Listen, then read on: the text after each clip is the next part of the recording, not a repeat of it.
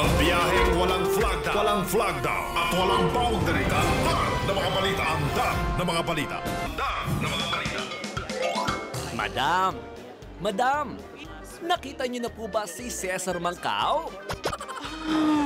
Of course, hinahanap pa, no? Ma'am, sino po bang naghahanap kay Mancao?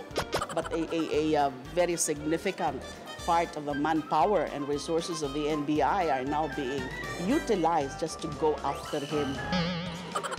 Ba't ganon? Eto siya sa tapat ng NBI.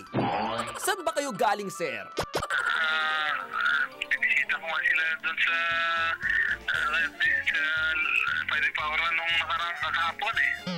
Parang pinapakita na niya na wala kaming mga inutil ang NBI. Di po kami may sabi niyan. Teka, tanungin natin uli si sir. Saan pa po kayo nagpunta kahapon bukod sa NBI?